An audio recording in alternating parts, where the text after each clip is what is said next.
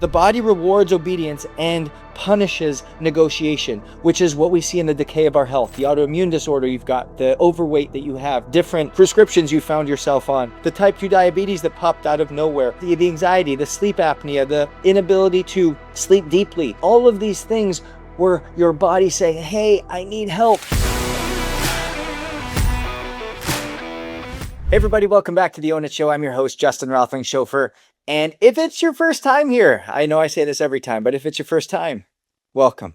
It is so great for us to be able to host you, to be able to be in your ear wherever you may find yourself. And I'm just grateful that you sought us out for your information, your education, your empowerment journey on how do you take ownership of your health? How do you step into something new so that you can experience life in an elevated way? That is why we do this show day in, day out, week in, week out, so that you can ultimately experience life and life abundantly the way that you were designed, created, and promised to have it. What do we know is that if we live differently, we will experience life differently. All I ask is today, if this message meets you where you're at, if it serves you, blesses you, enriches your life, that you would share it, post it, and leave a review so that we can reach more people. Today's that solo episode, that day that I get to take really what God's been speaking to me and really bring it to fruition. And today it's all about the cost of becoming different. Why health requires reverence and not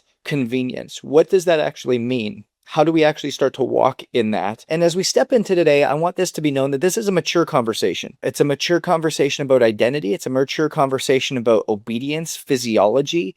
But the reason I say it's a mature conversation is this is for people who are willing to listen and explore in a way that maybe they haven't in the past. I love mature conversations. I've had conversations about Rich Wilkerson on this, and he has a podcast actually called Mature Me. And when we think about maturation, that is what we're all after, is growing and maturing in who we are and who we're called to be so that we can experience life and life elevated. Maybe some things that I call up and out of you, they're like, man, that's exactly who I am and exactly where I'm walking right now. And if you didn't handle it in a mature way, it could feel like inconsiderate. It could feel like there's a level of offense that could be taken. And what I want you to come in today's conversation with is open ears, open eyes, open hearts, and just recognizing that there is life differently that can be experienced in an elevated way. And when we do that, there is growth, there is beauty that lives on the other side. Health, we know, is not built from hacks. You've heard me say that often enough now that I think we know this, but ultimately health is built from things that we refuse to tolerate. It's things that we stand for. And I think as we've gotten used to softening our relationship with God, it's actually led to the softening of people.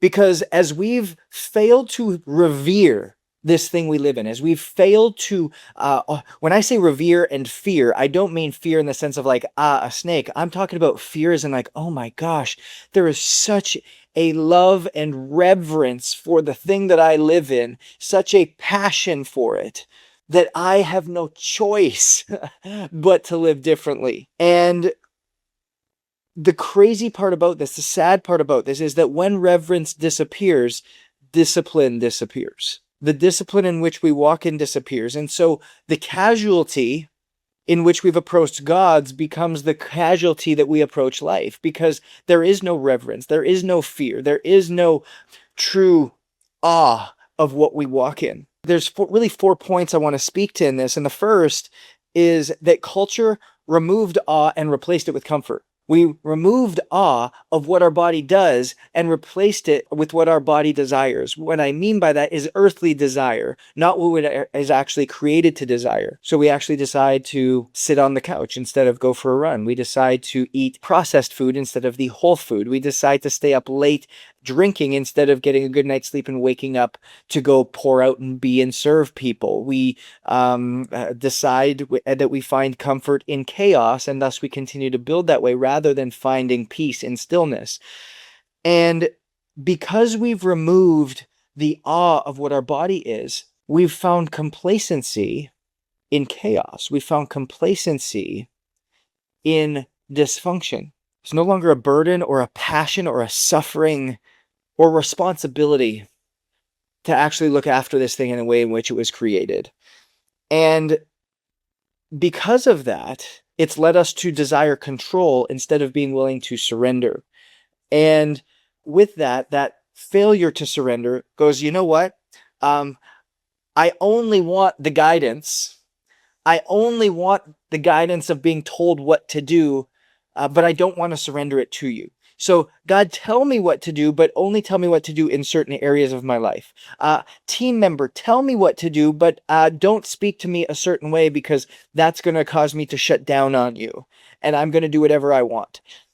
If we want to truly honor this thing that we live in, we have to be willing to walk in pure obedience because we want the results without the obedience. We want the guidance without the surrender. We want the awe. We want the outcome without surrendering the comfort. And it just doesn't happen that way because a body without reverence becomes a body that has no boundaries. And without the boundaries, we get to go wherever we want and we end up off the road. It would be like if you were suddenly driving a car and you didn't know which side was, if it was a one-way street or a two-way street. There would be chaos on that road, which is often how we find our lives. And so when we think about a person who doesn't respect authority, they ultimately will not respect biology. And so if you at home are sitting here and going, man, I don't know if I can fully submit and surrender to a lot of these people in the health space because you got people tied up in the Epstein files. You got people who are just the bro wellness. You've got the people who are giving me falsified information just to make it sound good and storytell. But if we're not willing to truly surrender to the authority of somebody who's integrated knowledge, wisdom, and truth together in a pure way that impacts you from a heart standpoint, there's no way we're ever going to submit to our biology because our biology is all-knowing. Our biology holds the absolute truth. Our biology is what ultimately allows us to know, is what we're doing working or is it not? And the fail to submit to our biology has ultimately caused us to be clouded in who we listen to. Because the sleep, nutrition, the movement, they stop feeling sacred and they start feeling optional. It's like, oh, you know what?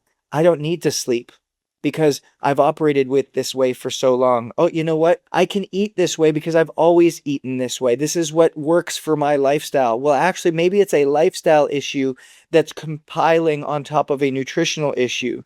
You know what? I don't like to work out. I'm not a workout person. I've never been, but now all of a sudden my body seems to not be recovering as well as it did before. Well, maybe again, it's a identity issue as to who you're seeing yourself as because there's a lack of respect for the greatness of what you're walking in. And when we get reverence back, we get regulation back. Because you do not break God's design, you have to break yourself against it. Like, gosh, like just think about that for a second. You can't break God's design. God's design has been designed to heal. You've heard me talk about this, the way cells operate. Cells, 30 trillion in your body, every 500 days or every 84 days, 500 million become completely brand new. That means every 5 to 7 years, a completely brand new cellular human being. That is how you were born and built. Designed to heal, designed to thrive. But my gosh, we resist obedience in every way, shape, and form, and we try to do the easy thing, the complacent thing every single time, and we break ourselves by trying to go against the way we were built. Which leads me to the second compound here, which is thinking that, hey, excellence is not optional. Excellence is not optional because excellence is actually obedience. You were created by a God who is excellent. You were created by a God who wants to be first. You were created by a God who created things with excellence, and thus that is what we are called to walk in. And I think too often in our culture, we say, oh, this person walks in excellence. Well, excellence should be a trait that everybody has. I remember Ed Milet saying to me when we started Own It, and we were really talking about this, he goes, Justin, you want to stand out in this world? He goes, just be excellent because the standard is so low. Be excellent, you will stand out, you will go far, and you will go the distance. Be excellent in everything you do. And it's a trait that we've lost. And I think we've thought that excellence is a personality type when in actuality, it's in alignment with how we were designed. But because we don't walk in alignment with how we're designed, all of a sudden we've accepted that not being excellent is actually okay. And that's not the truth. Mediocrity is not harmless. It's a slow decay of who you are. It's a slow decay of the greatness in which was built inside of you. And so what happens is it leaves us in a place of complacency. And hear me on this. There's a difference between complacency and contentment. Contentment is where you find peace. Complacency is where you find disobedience. You can be content and obedient. You can't be complacent and obedient. And so many of your habits and behaviors and lifestyle rhythms that you are walking in today come from a place of complacency. And that complacency feels safe, but ultimately creates anxiety because you know deep down, your soul knows that you are walking in disobedience. You are walking in constant disobedience. It would be like if I constantly disobeyed my parents and whatever room walked into, wasn't going to expect some type of conversation, phone call, etc., etc. But when I walk in obedience, I walk in freedom, which is anxiety free. So you want to start getting rid of anxiety? Start walking in obedience. Start being excellent. Start doing the real thing. Because humans were designed to have large degrees of capacity, carry heavy things, carry burdens. You talk about having a passion. Passion, the root word for passion is actually to suffer, to endure, to have capacity. It's how we were created. It's a passion. We're passionate people. But in order to do that and do it well, you have to have strength in order to see that through. And the joy in the Lord of obedience is your strength. But we've never wanted to walk that way because it's hard. It's uncomfortable. It's inconvenient. And there's something that we have to come back to really start to say, why does this come up for me? What fear do I have? It's the Olympics right now, and I've watched a lot of this, and I've done a couple posts on this as of recent. But so many people look at this and go, my gosh, these people are so inspirational. They're so motivating. They're so great. And I look at that and we sit and we admire greatness. We admire greatness. We can see it. We can call it out and we admire it. But yet we avoid the habits that produce it. And what occurs is this feeling of feeling less than, like I'm not worth it. I'm not worthy. I'm not available for that. And that's the lie from the pit of hell. Because the intimidation of what greatness brings out in us, the intimidation is often conviction in disguise. And what I mean by that is you feel like you can never be that great, but actually it's a conviction that I actually could be that great. But I just don't know if I'm committed to actually walking and enduring and suffering the way that Christ did, which tells me you don't have a reverence or a fear or an awe of what you walk in. Because poor habits are rarely because of ignorance. I've learned this from speaking around the country, around the world. So people know what the good habits are, but rather they're tolerated because they're just in a state of compromise. And every day the body asks the question, will you lead or will you negotiate? Will you lead me in a way that will help me to find my true potential, to heal, to grow, to be excellent? Or will you continue to negotiate and hold back what God put in you? Because the body rewards obedience and punishes negotiation, which is what we see in the decay of our health, the autoimmune disorder you've got, the overweight that you have, different prescriptions you found yourself on, the type 2 diabetes that popped out of nowhere, all the anxiety, the sleep apnea, the inability to sleep deeply, all of these things were your body saying, hey, I need help. Please see me. Please come back to excellence because that's how I was created in the first place. And this is where I want the maturity to come back into this conversation a little bit, because I've had this conversation with so many people, so many pastors, and I need us to stop being sorry and I need us to start being different. Transformation always looks strange to the average environment. What we constantly have to come back to is if your rhythms look normal, your results will look normal, but nobody was created to be normal. Everyone was created for excellence. Like, understand that. Everyone was created for excellence. There's something that's been put inside you. There's a calling that is on your life that requires you to take ownership of the body that you walk in, because that's the only tool you've been given. It would be like if I gave you a screwdriver and I said, here, go put this beautiful chair together that Jesus will sit in. And you were like, bro, this screwdriver is rusty and broken in two. I don't know how to do this, because you didn't look after it. Thus, you can't actually build the thing that you were called to go and build for Jesus himself. You've been given a tool that is brilliant, that is all-knowing, that is just, oh my gosh, the reverence of this thing I live in, that every day I wake up from 8 hours of sleep, that my body has repaired and cleansed all the toxins I took in throughout the day, that when I open my eyes, I have energy and air in my lungs. And when I breathe air in and have impurities, that my lungs and my nose hairs and everything separate all these different impurities so that my lungs can absorb the purest of oxygen. Oxygen comes in, carbon dioxide goes out, carbon dioxide goes into the trees that fuels the trees. They give off oxygen that I breathe, and I get up in the sun, it fuels me, and I walk, and I am able to exercise and lift heavy things and move around and be able to have thoughts in my brain and communicate through words and eat food that then gets broken down into vitamins, minerals, absorbed into the cell to be able to be broken down and given to the energy to do what I do all day. Oh my gosh. Wow. I don't even know how to put an IKEA table together. And all of a sudden, that's what our body is. It's a tool to do something so big, so great, so good in this world. But when we ignore it, when we idolize it, when we push it to the side, there's no way we can step into what is big. And so you got to stop apologizing, and you just got to start being different. Start with a different sleep time. Start with a different food. Start with a different conversation. Start with a different crowd. Start with a different community. Start with getting around different people. Start with putting different podcasts into your mind. Start with drinking different things. Start with different recovery patterns. Start with doing something different and watch the outcomes start to change. But it starts with being obedient. Because biology adapts to the environment, not the intention. A lot of us listening have had the intention of doing these things, but the follow-through has always been absent. Change environment and watch your behaviors follow.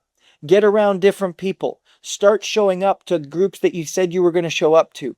Start saying yes to the things that have the results in which you have them in. Start saying yes to the coaching that you said you were going to sign up for 6, 7, 8 years ago. Start saying yes to the people who are living the life that you're wanting to live. Start walking that way and start watching your results change. You don't rise to the goals that you have in your life. You fall to the systems in which you're operating in. The great James Clear. You can take that a million different ways. You can build that up a million different ways. You don't rise to the environment that you're in. You metabolize it. I love that one. Meaning the environment that you're in is your body's way of saying, hey, where am I at? If you're in a crappy oxygen environment, man, you're going to have a crappy lung set. If you're in a crappy food environment, you're going to have a crappy body composition. If you're in a crappy people environment, you're going to have a crappy outlook.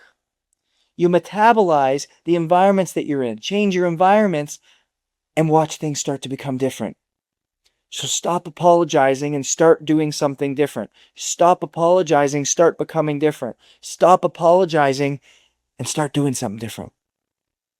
It gets around different people. Different mentors, different guidance. What leads me to the last thing, and equals not fair. Equals not fair. What I mean by this is you've got so many people who are listening to this, high-performing people, business people, people who have great visions for what they want to create. And they're like, well, this guy over here isn't doing that. Yeah, well, you know what? That guy doesn't lead 150 people. That guy doesn't have a team of 40. That guy doesn't have 7 books written. That guy doesn't have the luxury of flying private. God's called you to something, and he's given you authority and responsibility. And with authority and responsibility comes a constraint of what's tolerated. And that goes for how you live.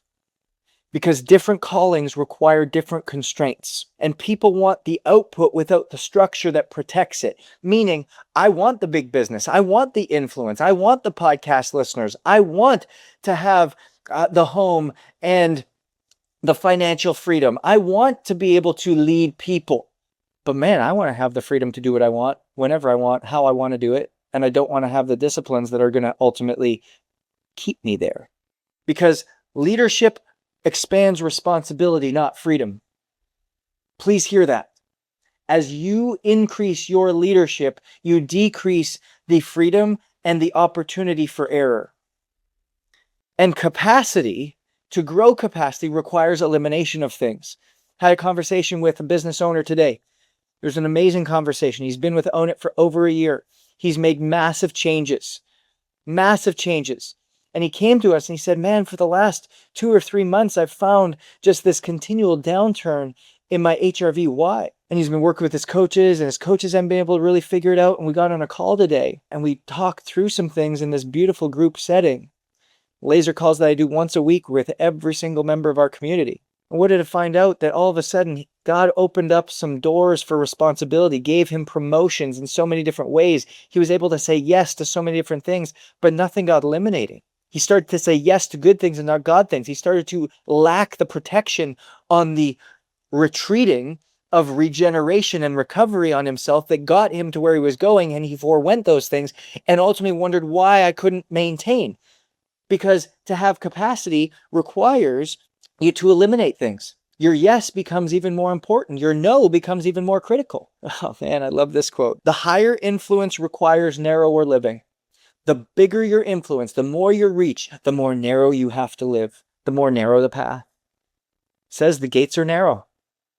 The good book talks all about it. The gates are narrow for a reason. Because when you live a narrow life, you live an empowered, a full life. Your habits, your behaviors are through the narrow gate. And that's what allows you to experience life in an elevated way. When everybody comes in, when all the words, all the noise start to approach and start to get placed on you, it becomes very overwhelming, very overbearing, very fast. Because when we think about this, stress load becomes individual. How we handle stress is extremely individual, but your habits must match your assignment. And the assignment on your life, whether you think it or not, is a big one. And so what I'm saying is that the big call on your life better match the big habits in your life. And too many of you listening to this are frustrated that you haven't had your breakthrough in business, in family, in finance, but are not looking at the habits that you have are still in the past season that you've been living in. Can't enter no rooms with old habits. Can't enter new influence with old habits. Can't enter new levels of health with old habits. It all aligns together because an undisciplined leader is an exhausted leader, and an exhausted leader is no good to anybody. And so when we think about these concepts here, I wanted to bring out some biblical story examples because I think we see ourselves in these because we can see these in our lives, right? Like you see these Olympians and these Olympic athletes, they've had very narrow constraints on their life. They've created very strict disciplines in order to get to where they've gotten, and they're on the biggest stage and they're inspirational, motivational to us. Now, we're not trying to make you an Olympian because that's not the call on your life. But the call on your life is of equal value of what that Olympian is doing in terms of size of influence. It just might be in the boardroom. It just might be in the laundry room. It just might be in the family room. It might just be in the kids' room. It just might be in the grocery store. It might just be in the podcast office. It might just be on the Etsy store. It might just be online. It might just be in an event setting, but it's just as big. And when we fail to have the habits, behaviors, and rhythms that align with the bigness of the call on your life, you minimize the ability of what God has put inside of you. And ultimately, you disrespect the greatness of what God has created in you, through you, and with you. Daniel is a great example. He refused the king's food, refused the rich food, the great food, the things that everybody thinks they want and love. And ultimately, he knew who God had called him to be and what that was. And in obedience, he did not take the king's food. And thus what ends up happening is that your environment determines your identity. it ultimately shaped what everybody else ate because of how excellent he was able to operate and do his thing and his calling.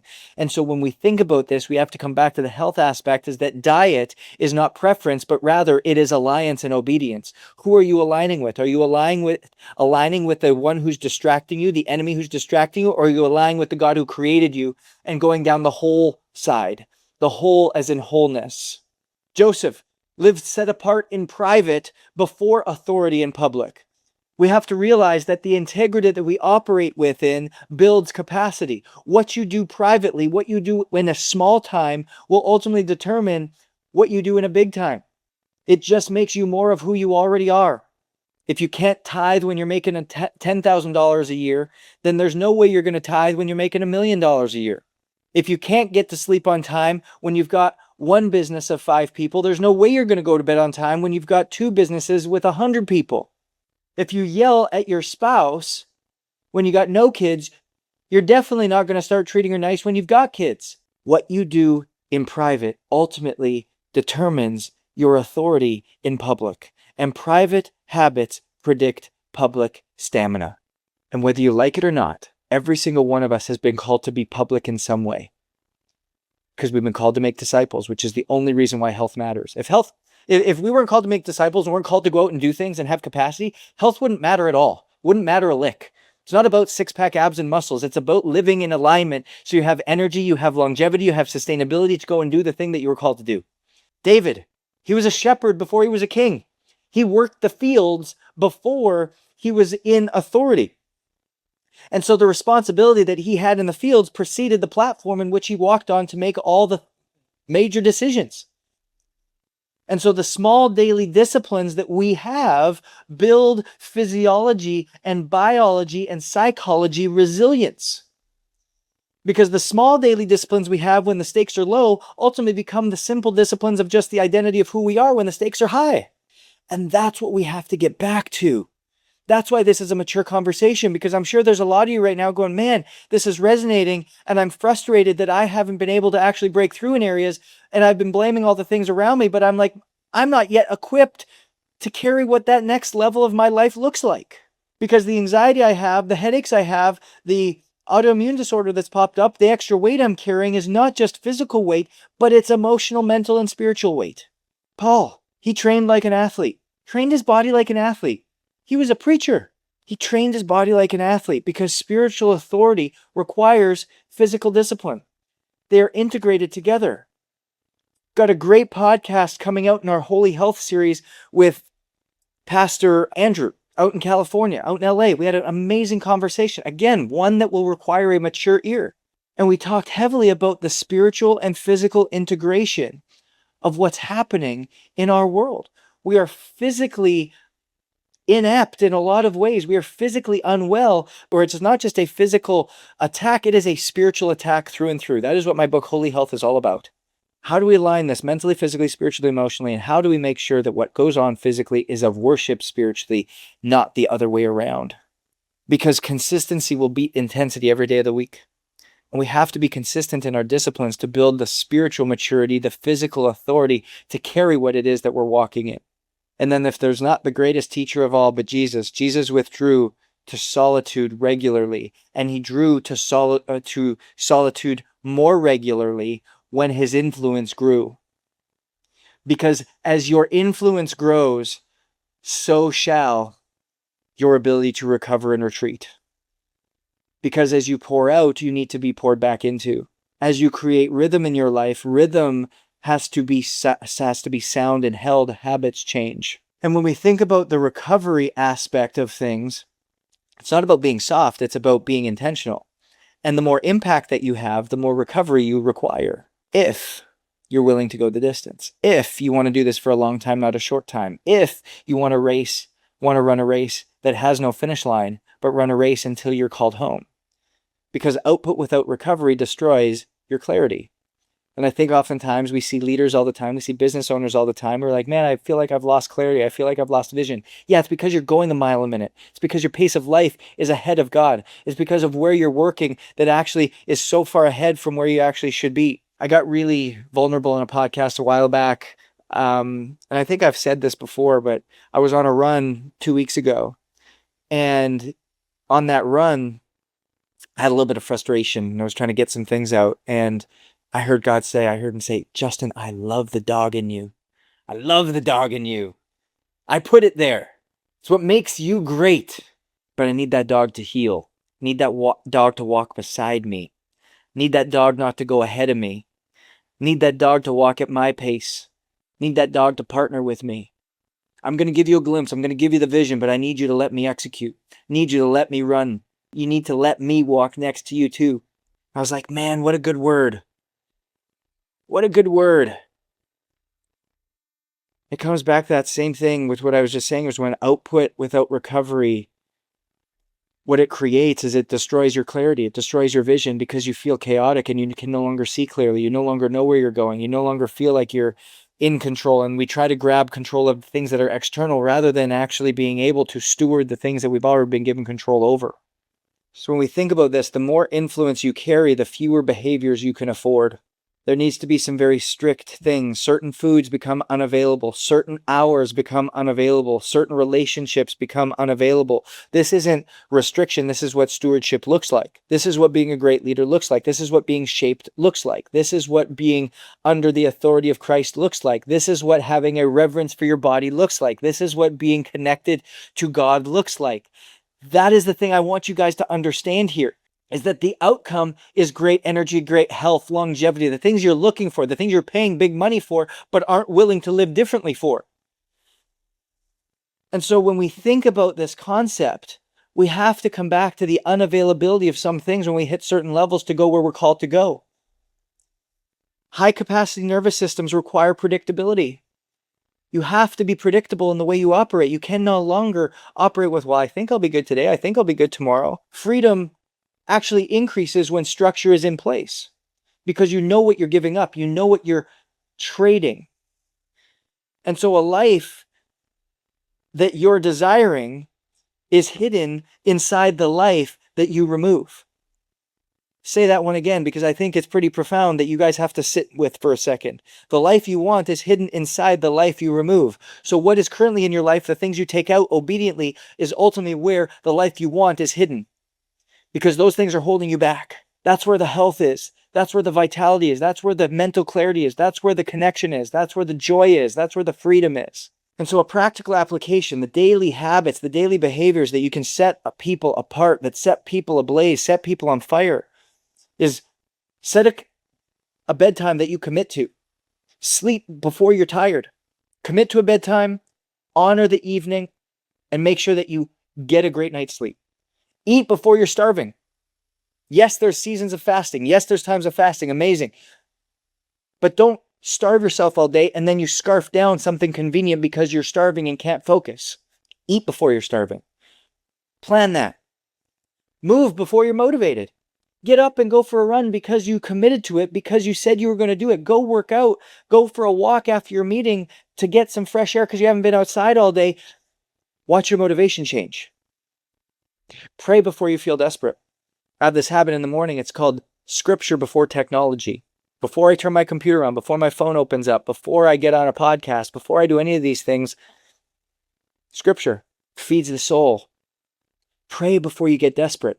No, there's a lot of people out there listening that, man, the last prayers I've had have been prayers of desperation, prayers of need. What if we started with prayers of thanks?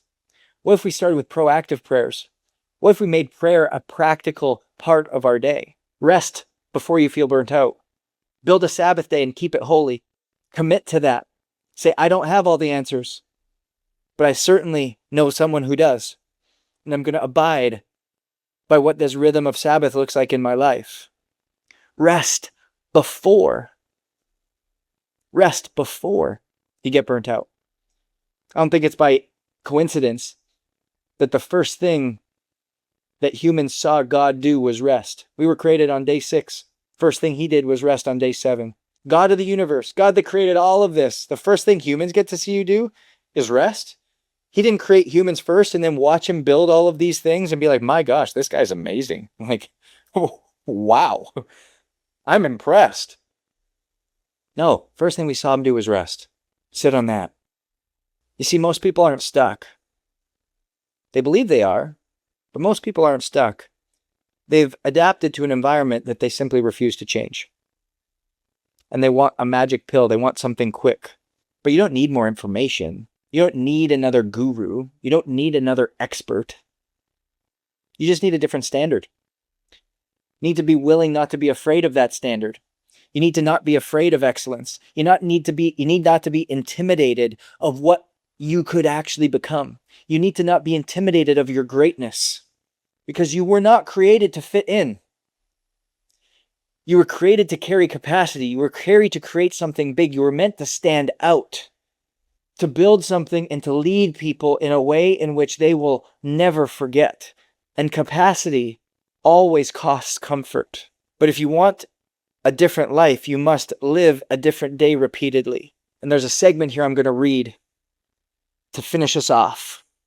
It's from the book A Return to Love by Marianne Williamson. And a lot of what we've been talking about today comes from a fear of inadequacy, that you won't live up to who God created you to be. And I'm here to tell you that you cannot do that. And when I say you cannot do that, I'm not saying you can't do it like you shouldn't do it. I'm saying it's impossible not to, because God created you. And he's going to guide you on this journey. He's going to give you everything you need. So I'm going to read this passage, because a lot of what holds you back is fear.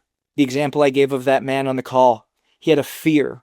He had a fear of what his greatness would actually become, and if he could hold that standard. He had a fear of what his breakthrough would actually create in his life. He had a fear of what the greatness unleashed would actually do in his life. He had a fear of letting people down. He had a fear of people pleasing.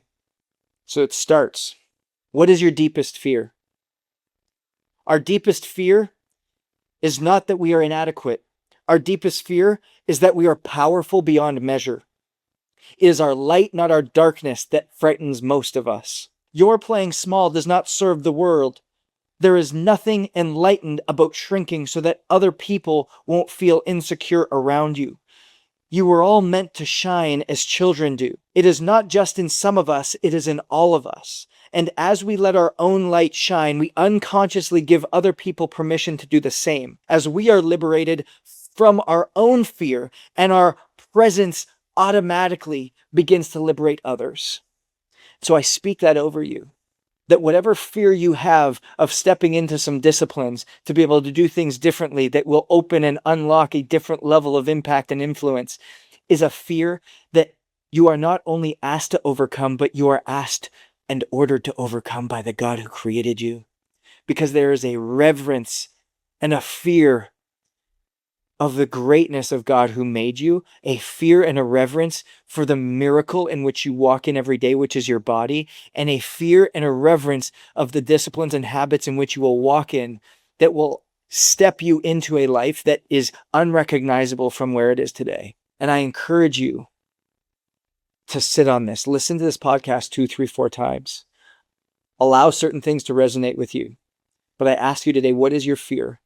What is holding you back? Because it's not a fear that you're inadequate. My guess is it's a fear that you're powerful beyond measure. That's who God's made you to be. He's designed you to heal, designed you to thrive, but it requires you to live different. When no success is different. So own your different. I'll see you guys next week.